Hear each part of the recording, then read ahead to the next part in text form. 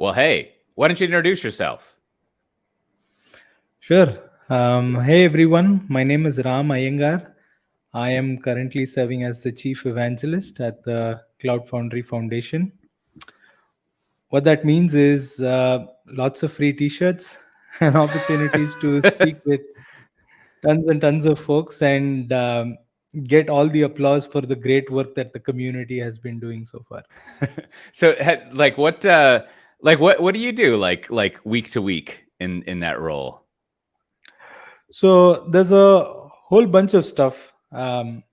Which is kind of boring in terms of governing the community and keeping the calls running and making sure that folks have the information that they want. They're not blocked Sure. by some GitHub workflows not working and the right repos not being archived and all of that stuff. Yeah.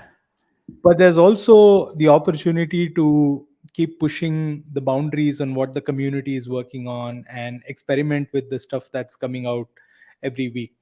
So right now I'm working with one of our newer projects known as Cloud Foundry Foundation, and I'm getting that to work on different infrastructure providers All right. based on the documentation that the um, community members have given. So some of the stuff that we discover along the way are stuff that's undocumented and stuff that's new and stuff that might trip people up. So um, a lot of that also happens during the week.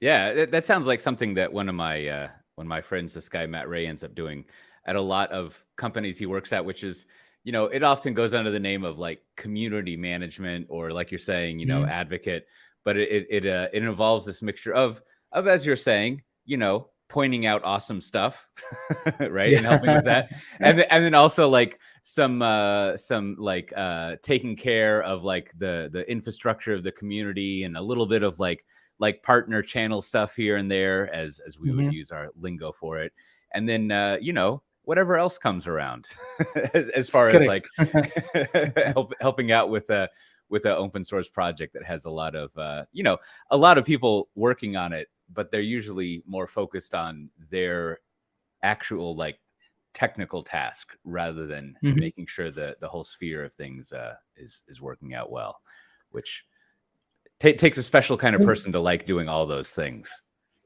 Yeah, I like to often refer to myself as user number zero for Mm, whatever projects that the community is working on. So it's always a pleasure to start working on some stuff and be the first person to do it on a lot of occasions outside from the contributors themselves. yeah. So I should know this number. You probably know, but like Cloud Foundry has been around for a while now, and Mhm. and like it's been through many like phases in well, I mean, like anything that's been a while, it's had an interesting life. And like, how do you think of like the identity of Cloud Foundry now? Like beyond like what is it, but like what like if you were to meet Cloud Foundry somewhere, like what would it be like? What would it like to talk about? And would it be cheery? Would it dress nice? Would it be into gardening? Like how what's the identity of it that you think of it? So the way the community and the way that the project itself has meandered is it's looking at a lot of active contributions. There's a lot of folks who still swear by Cloud Foundry for Mm, whatever they do. It's seeing a lot of success in the industries that it's being put to use at.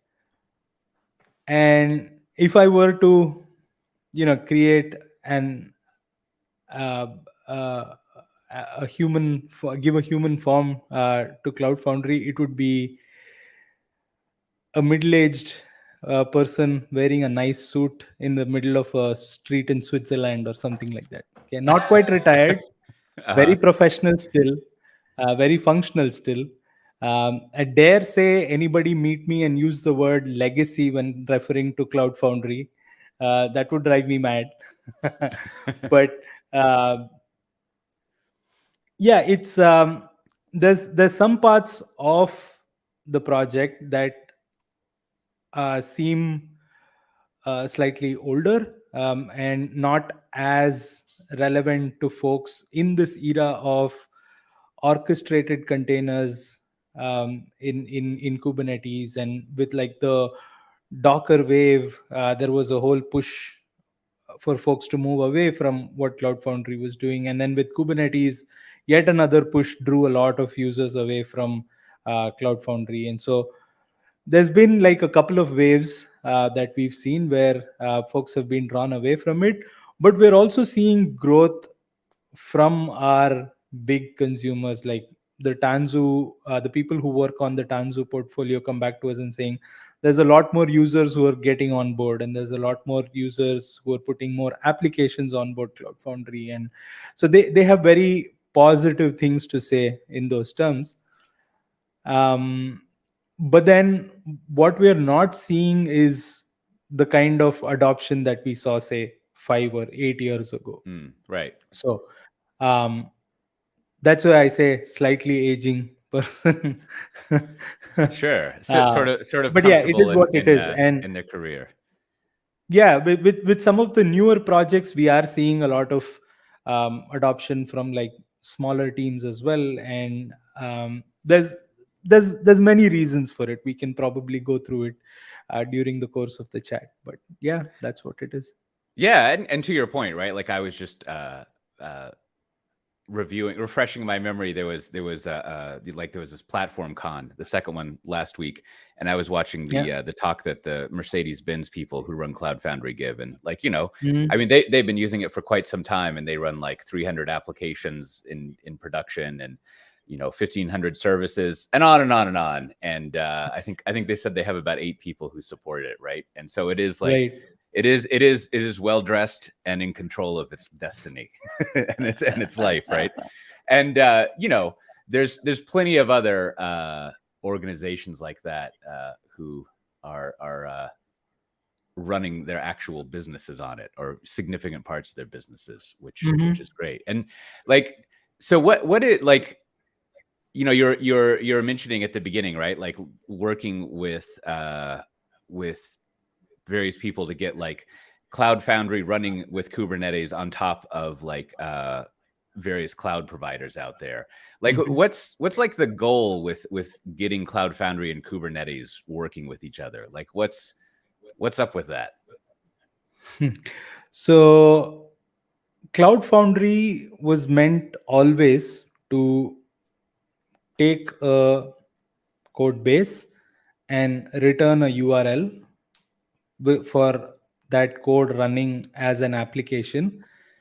And it was meant to obfuscate whatever the infrastructure was this is running on. So Right. obviously the big success was to run these on VMs. And so if a majority of the developer audience want to work with Kubernetes right now for reasons unknown, Cloud Foundry should be able to provide that exact same experience on Kubernetes based infrastructure. And so that's the vision for trying something like this.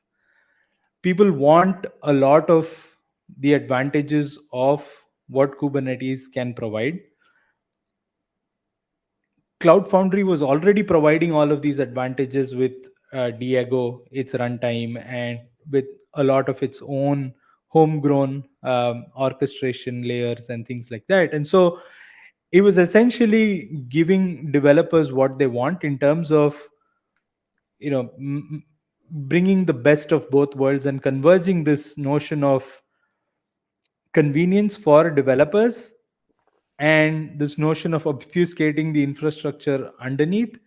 And so if they want Kubernetes, then the community should be able to provide the Cloud Foundry convenience on Kubernetes. That's really it. Yeah.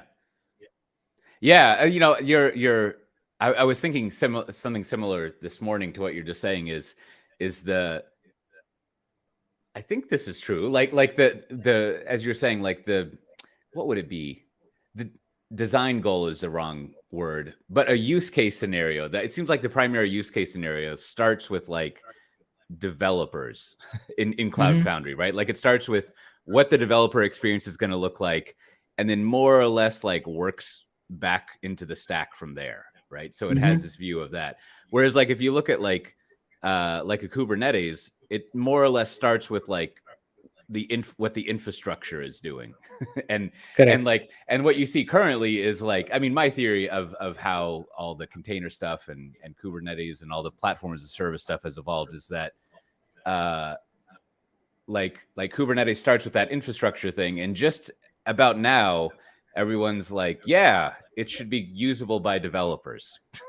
And so, Right. you know, hence the you know, and I think that's fueled, along with all sorts of other stuff, fueled a lot of interest in like this arguably slightly new concept of platform engineering, right? And Right. it's taking the idea of like, okay, you know, we're not doing Kubernetes the hard way anymore because we figured that out, or we just run it in the public clouds or whatever. But now we need to like finish it off to get back up to the developer part, or the application developer part there, right? Right. And that seems to be, you know, there's finally this reconvergence of like the lower level container orchestration back to just like platform as a service stuff, which is great. Now you Yeah. know, we can pay attention to application developers on the whole again. um, and yeah, I mean, I'm continually like whimsically bemused by that path of things, but um, it does seem like now there's a lot to share between those two communities, right? Like, you know, Yep. with respect to like, well, here's, like I was mentioning Mercedes, and there's countless other ones, but here's how we've been running platforms and paying attention to developers in that area, which hopefully will pan out of the next year or so. But to that, like, you know, in that area, like one thing I was also curious about, like, so if I look at like what platform engineering is, which is like this evolving notion of, I don't know, incrementally evolving DevOps, essentially. Like it seems Mm-hmm. like in platform engineering, there's a big emphasis on developer tools, like the project management stuff they use, the internal developer portals.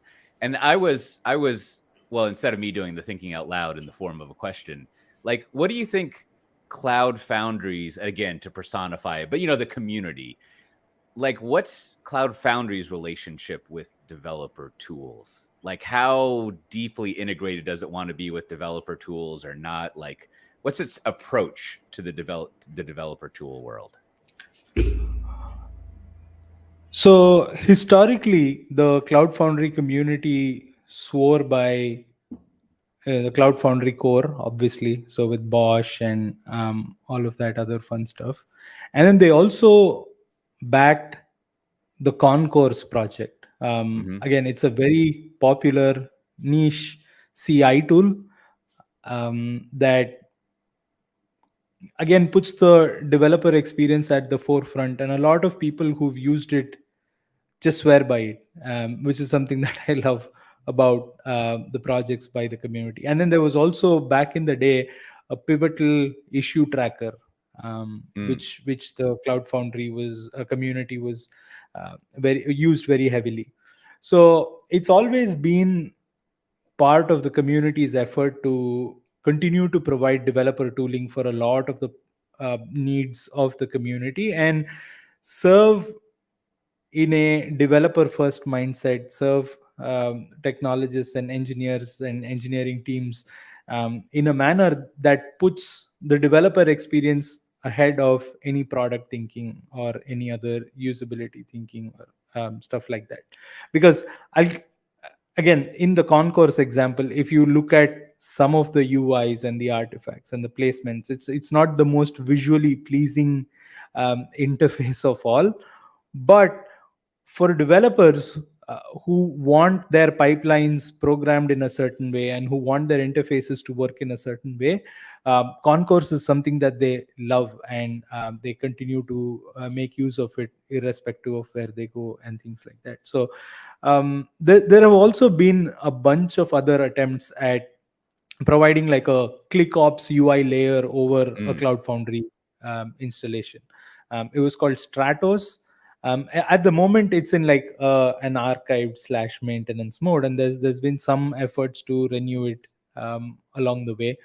But like Stratos is another example of a project where the need for a UI based tool to serve as a dashboard, to serve as a place to easily create services and float instances of an app and manage the app life cycle all through like a UI point and click mechanism was enabled for the community. So the community has always been aware of these needs, and they've responded from time to time with tools and other things that again were aimed at core Cloud Foundry in a lot of ways, but also just generally served the ecosystem.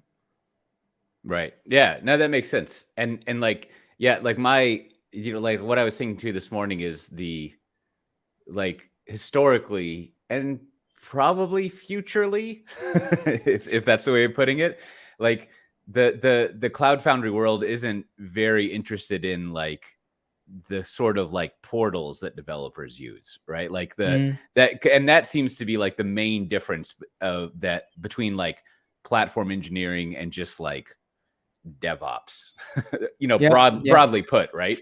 Is that you essentially say like, oh, well, we want to use like Backstage or the Humanitech thing or whatever, but we want the, it's almost like DevOps ClickOps or whatever, to use a silly term, but having more of that like project listing of things that you would have in an internal developer portal and things like that, which is, it doesn't seem like Cloud Foundry is so interested in like tightly integrating with and subsuming into that in the same way that like the emerging platform engineering practices. But I'm also comparing like a technology to practices. But right, but there's a second part to my answer as well, which is over time we've seen Cloud Foundry and the community become slightly more open and slightly less opinionated in terms of these exact tools that must be used with Cloud Foundry. So 8 years ago, when you looked at Cloud Foundry, it was always about, this is our stack, these are our pipelines, like it or leave it.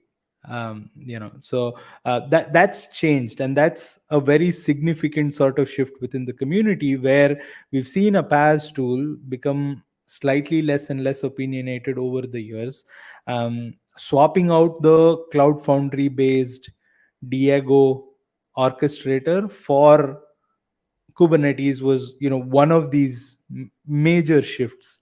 There was also the notion of building garden containers within Cloud Foundry, and then they allowed Docker containers to be pushed through CF essentially, and Docker containers being deployed and managed through the Cloud Foundry interface. And so every time the community has sort of shifted, the larger tech community has shifted. The Cloud Foundry has created these minor changes in the product and reduced a lot of the rigidity, even in just this whole converging Cloud Foundry and Kubernetes attempts. The first attempt was just swapping out the Kubernetes orchestrator with whatever Cloud Foundry had, and for the rest of the peripheral projects that were required, you still continued to make use of Cloud Foundry based tools. And so the next iteration was, let's swap out a few more components for CNCF projects. And then the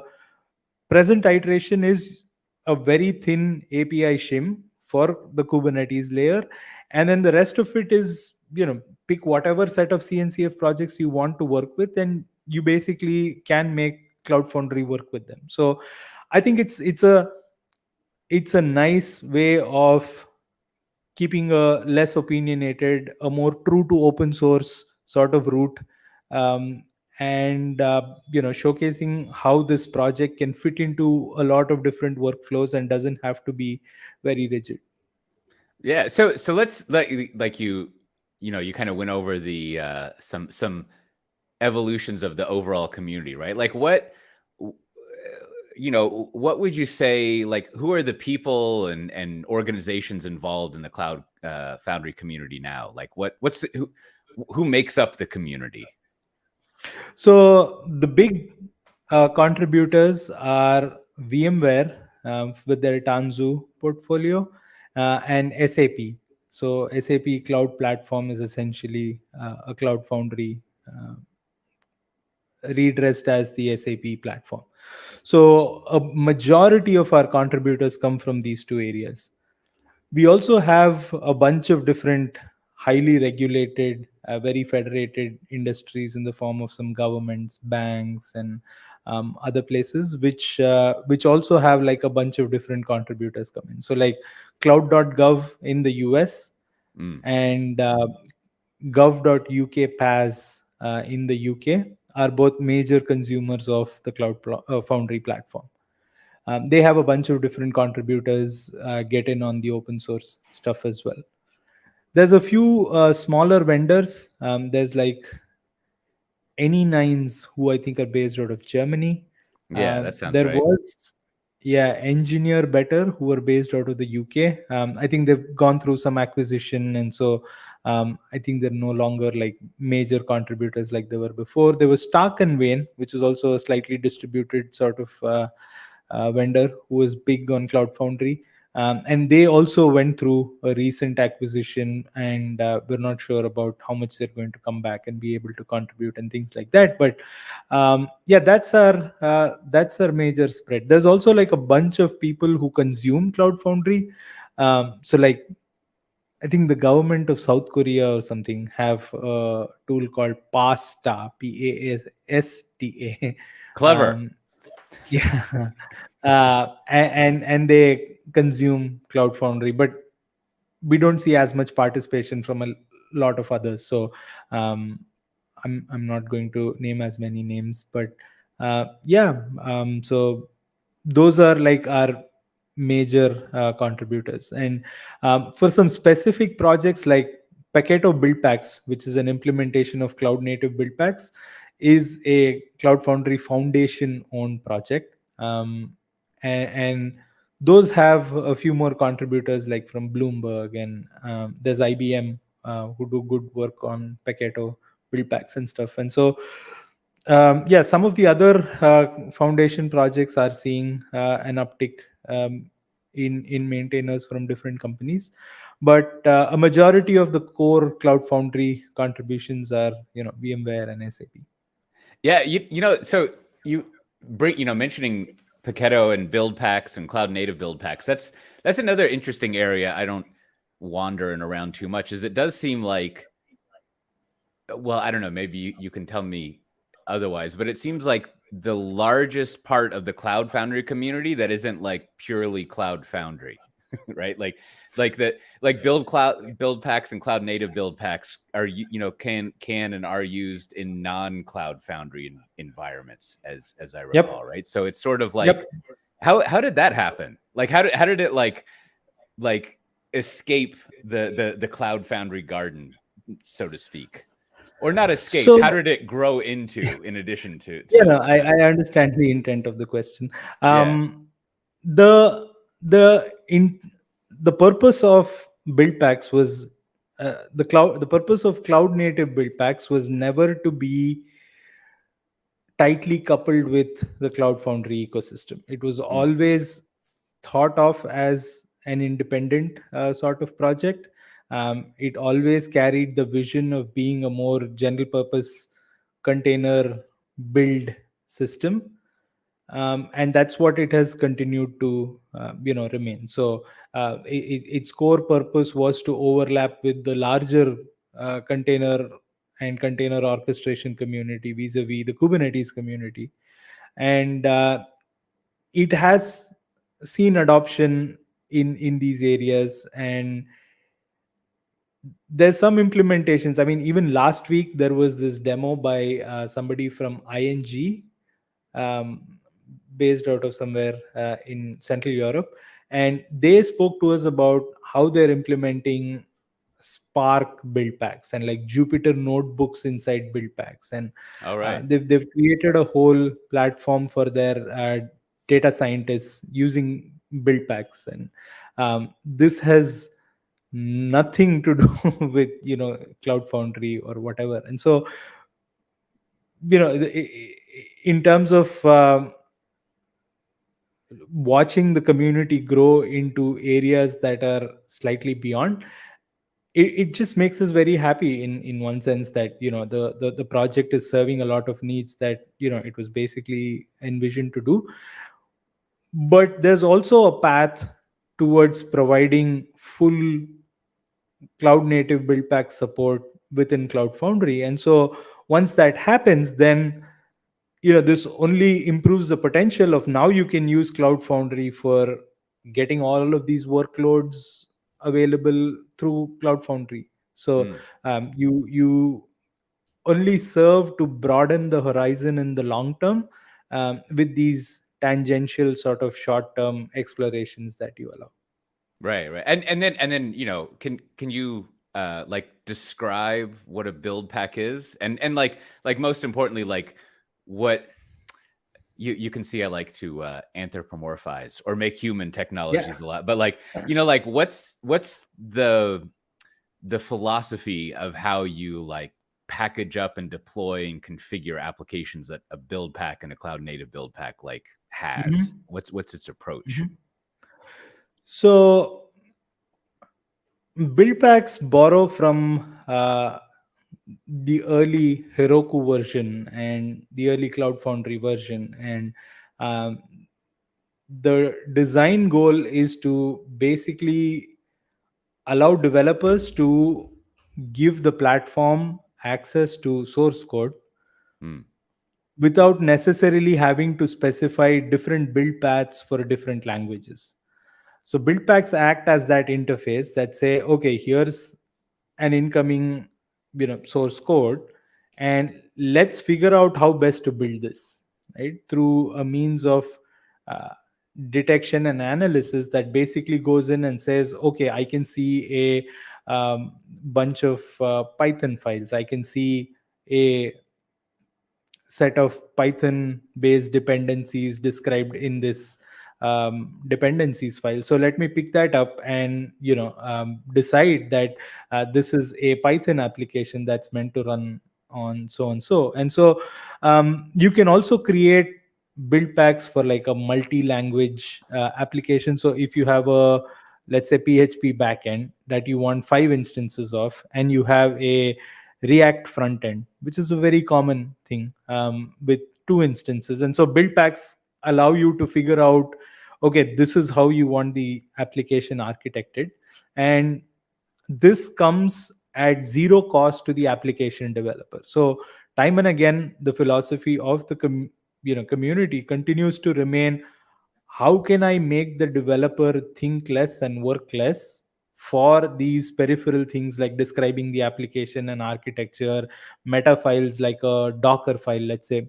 And how do you eliminate all of this extra work for the developer, and how do you continue to keep them focused on app development itself? And so build packs take up this role of eliminating the need for something like a Docker file. And um, if you remember like the Heroku experience of git push master Heroku, yada yada, so you don't necessarily specify what's the language your repo is, or what's the language in which the source code is inside your repo. You just give it access to the repo, and Heroku was able to figure it out. Same with Cloud Foundry, and that same model continues to become true with cloud native build packs and Paketo build packs, or however you want to call it. And it's essentially that preservation of that developer experience that time and again is at the forefront of the foundation's projects. And in the case of build packs, it's a bunch of scripts that go in, figure out what is needed, what is not, and provide this sort of simple golden path for developers. That being said, there's a lot you can do to customize build packs to work the way you want as well. And so it comes with all of the hooks you need in order to configure build packs the way you want it, and make use of build packs for very customized versions of a platform that you want to build and set up. So it sort of works well both ways. Essentially, the anatomy of the build pack is a collection of scripts. It's divided into a life cycle, so 4 or 5 different stages. You detect, and then you do a bunch of analysis and see if the image layers are already built and if you have caches and things like that. And then you do the actual build itself of the app, and then the final step is an export. So you have scripts for each of these different phases that are just triggered and runs. Right. And like you're saying, I mean, I think one of the things that's appealing to, as you were mentioning earlier, regulated organizations and highly regulated organizations. Although I feel like I bet if you're working in a regulated organization, it always feels highly, no matter what. But is, well, I guess it's kind of a side effect, but by now it's an intended effect, is that when you use the build pack scheme, you essentially can control how software is built and assembled and deployed and configured, instead of Yep. and to put it on the I always joke that I don't talk like this to application developers. This is more of an like an infrastructure concern, but you basically can constrain what developers do. Or I think the new word I try to use is you can simplify it, right? Yeah. Like you, and I think the benefit of that is that if you can control how things are built and configured and packaged and deployed, then it's easier to manage a lot of them, right? Like hundreds and hundreds of those, and kind of go through and modify that as that little team at Mercedes, right? You can go through, and the team that runs the platforms owns how it's built and configured and deployed, versus all those developer teams who have to go in and fiddle around with that when there's a change to be made, which I think is that's like going back to the Kubernetes stuff. Like that's one of the starker contrasts between the two approaches of the Swiss gentleman and however we'd personify Kubernetes. Like the rascally American probably would be a good characterization of it. Is that kind of simplifying things on the developer angle there. And you also you brought up Heroku a few times, and I wonder, like, for all types of container driven architectures and development, like the 12-factor app is still like this huge like thought technology that people have, which I remember, back when I was an analyst at RedMonk. I mean, I think it was in 2009 or something, or 8 that they came out with these 12-factor things. And so it's like one of the more enduring, like, general architectural things, like maybe right after the I don't know, whatever, sort of like enterprise patterns and things like that. But like, how do you think, like, do you think that that's held up, or like, is it more of a useful like guide, like these 12 factors, or like what's the current state of it now as far as its kind of usefulness versus a delightful artifact of architectural history? In my opinion, it's sort of become relegated to this very boring attribute that nobody cares about anymore, because it's kind of become the default, right? Yeah. So that's really what it has become today. So I was amazed the first time I saw Heroku, and the 12-factor principles were great. When I read about them, it definitely seemed to make things convenient, and it was obviously very difficult to realize from the world that I was coming from, to be able to write true 12-factor apps for everything I was doing. But the principles, like you mentioned, continue to endure. They're always in the background somewhere. They're not named as much right now, but they're there. They stood the sort of testament of time in the software world, and they continue to be relevant in parts, in everywhere I see. Yeah, no, that's a good way of putting it. They're just like part of the systems now, so no one thinks about them. Right there. It's almost like, asking people what they think about asphalt. Like, it just doesn't really come up very often, but it's used every day. Well, something, the other things I was like asking people like yourself, people always asking me this is like, well, first of all, how did you end up in like the tech world? What's your own like path to sitting here today? Well, I went to school and studied computer science. There was very little else that I was qualified for after a college degree. I started off as a programmer. I was very mediocre as a programmer, but I had a lot of fun in talking about the stuff that I built and understanding systems better and things like that. And um, I quit being a programmer in favor of switching to academics and teaching computer science. I did that for a few years, and then I figured I wanted like a programmer's salary, but I wanted a lecturer or a professor's job description, and so uh, Right. That does sound this like an attractive mix. yes, and so this path of developer relations happened along when I was a product manager for a in a company.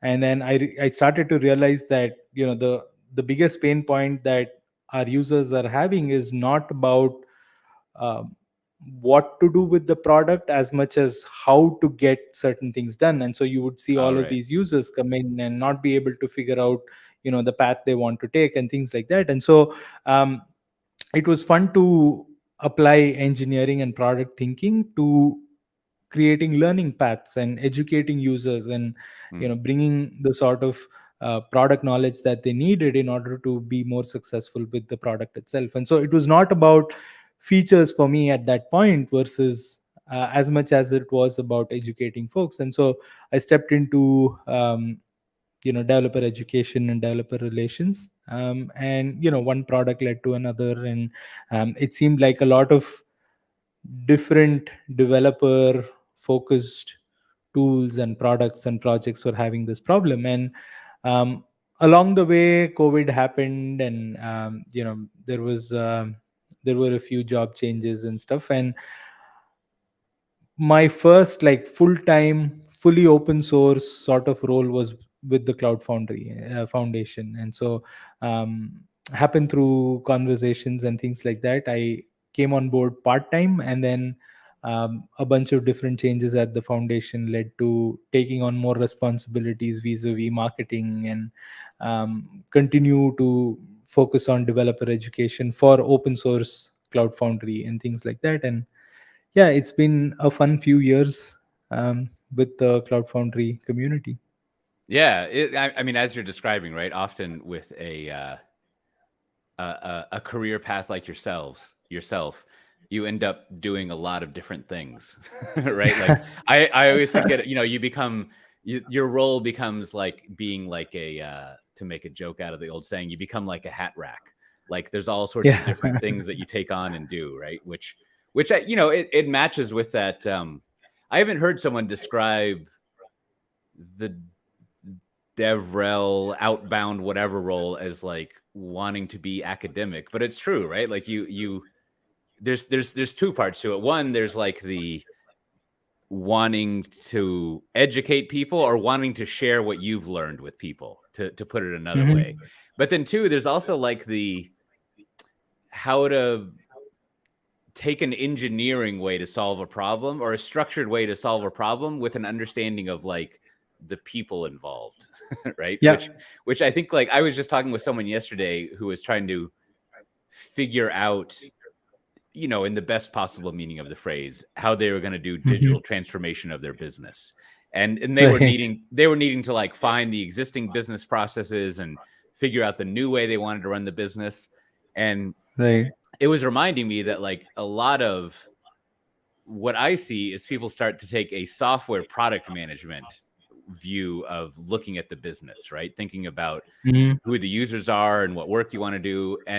But nowadays, especially, there's like, I think many people have like grown up with software as a part of how they run their life.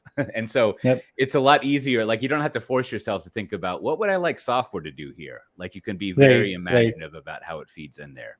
And then, of course, like, if you if your reading list is as boring as mine, like the history of like management consulting is most of those firms are founded by engineers, which is an interesting Right. thing to contemplate. So it's a very structured, like exploratory thing, just like an engineer would do. But anyways, yeah, that's a good path, because as I'm sure you encounter, people always want to know, how can I get into that? Seems like a great job. so, so it's always good to share. So the other thing is we've mentioned the Cloud Foundry Foundation many times. So like, tell us about that. Like, obviously it's the foundation that's a steward of Cloud Foundry, but like what people, not you don't have to like name them, but like what kind of functions does it serve? What kind of like capabilities does it have? Like, what does it do week to week? Like, how does it operate? So the foundation began originally as an independent nonprofit that was basically meant to be a vendor neutral sort of governance body for the Cloud Foundry project. Over time, more projects were added to the foundation's portfolio, and also in the year 2020, we became a part of the Linux Foundation itself. So at the moment, we are a directed fund under the Linux Foundation.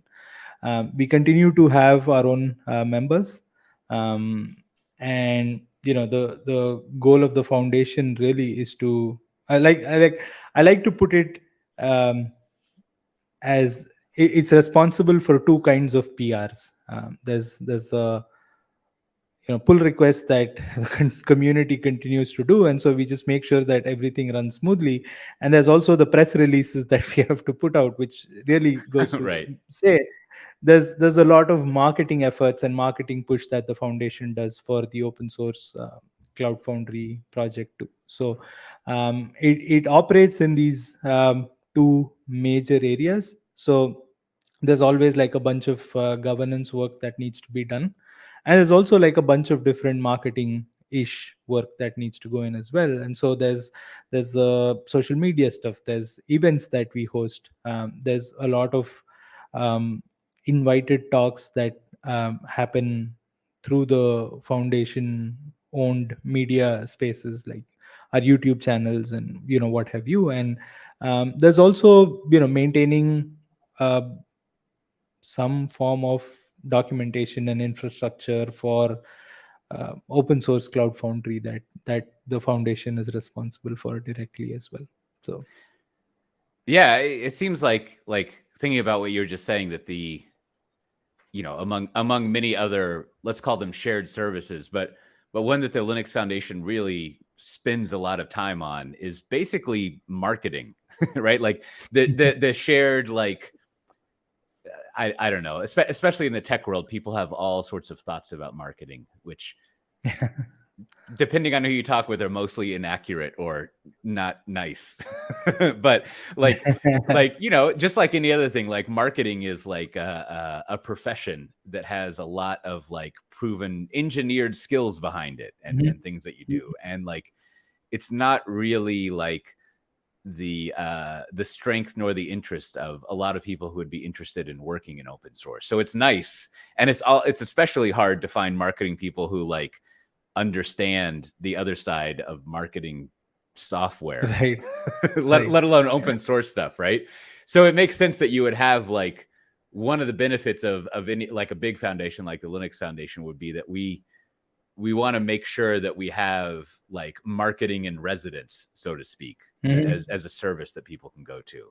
Especially for, I mean, you made me think all of this when you mentioned press releases, right? Like there are few marketing artifacts that are more necessary and less reviled than the press release.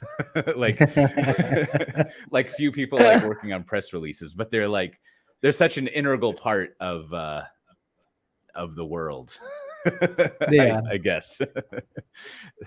It's almost like the asphalt thing, right? Like, I don't think anyone would say they enjoy like mixing and pouring asphalt, but it's very required. Well, speaking of events, like so next week is a Cloud Foundry Day. It's in do you say Heidelberg? I forget how to say the Yeah, name of the town, but Heidelberg. it's on Thursday, June 21st, and y'all were nice enough to accept a talk that I submitted, so that'll be fun to submit there. But like, what just to give people a little preview, like what can people expect at CF Day? So this year, a lot of the talks at Cloud Foundry Day are going to be about how Cloud Foundry is very successful at scale. Mm, So we're going to look at a lot of insider information from how did we accomplish XYZ when Cloud Foundry was running at like planet scale right. workloads, both from big vendors. Like, so there's a bunch of talks by folks from SAP, some VMware and Tanzu folks too. There's also Any9s, the other smaller ish vendor that I was talking about, and they've Yeah. also come forward to share some of their lessons about how Cloud Foundry is operating at scale and how it's been very successful for them and their customers and things like that. So the big theme at the conference is going to be about, big CF installations and how it's able to hold up, hundreds and nearly thousands of applications, as workloads, and what breaks, what creaks, and what's rough for the operators who are helping manage Cloud Foundry instances that support these hundreds of applications and thousands of containers and what have you. So that's going to be the big theme at the conference. So we are having a live conference at Heidelberg, like you mentioned. There's also a virtual component that people can sign up for and don't have to necessarily miss out on the action. So it's designed as a hybrid event. And yeah, we're last I heard, we're very close to selling out on the physical Mm, version. So it makes me very happy. It's been many years since there's been a Cloud Foundry event in Europe. So this is the first in probably 4 or 5 years, what have you. yeah. Yeah. Yeah, And I yeah, mean, it makes definitely, me, as you mentioned several times, all the pandemic stuff yeah. changed calendars around a lot. But I was interrupting you. What were you saying? No, I was just saying, going to conclude by saying I'm really looking forward to meeting a lot of people for the first time myself. So yeah, Yeah, I mean, I think it's a good location, and like you were saying and indicating, because there's a lot of Cloud Foundry use, not only in in Europe, but especially in Germany, at least yeah, that I know of. So it's it's hopefully it makes travel easy for people to get there. But then also, like you're saying, there's the online component, which I think is, yeah, I mean, that is one nice aspect of pandemic stuff. Insofar as yeah, there could be a yeah. nice aspect, is that it does seem conferences are generally, well, they're not always like hybrid events, but now we all know how to do them. Right? Like Correct. like Yeah, like doing correct, doing online events is not a big deal. Like it's correct. pretty straightforward, which is a good effect. Well, great. Well, I mean, if people were interested in more Cloud Foundry stuff, or yourself, like what would you point them at? Like where could they look things up? So cloudfoundry.org is always up to date with a lot of the information. There's a blog where we put out, a lot of the important stuff. Twitter channels. So at Cloud Foundry is the handle for the community stuff itself. Personally, I tweet from Ram Iyengar. So first name, last name, no space in between. And yeah, feel free to reach out through either of these channels. And there's also a Cloud Foundry Slack that's Mm. more focused through around the community, and like everybody who's a contributor is hanging out there, and will be happy to have a chat about Cloud Foundry. So you can lead into Slack through cloudfoundry.org if you're looking for a way in. So I'd encourage people to reach out through these 2 3 way channels. Yeah. Well, great. Well, it'll be nice to meet you in person next week, and Yeah, other people as likewise. well. I'm looking forward to it. Well, as always, this has been Tanzu Talk. You've either watched the live streaming, a recording, or listened to a podcast of this. there's almost too many options. But if you're interested in the podcast, you can always go to tanzutalk.com and subscribe to it. And I'll put some links in the show notes to things that we mentioned. And with that, thanks again. It was fun. And we'll see everyone next time. Thank you, Michael. Thanks for having me. Bye-bye. Of course. Bye.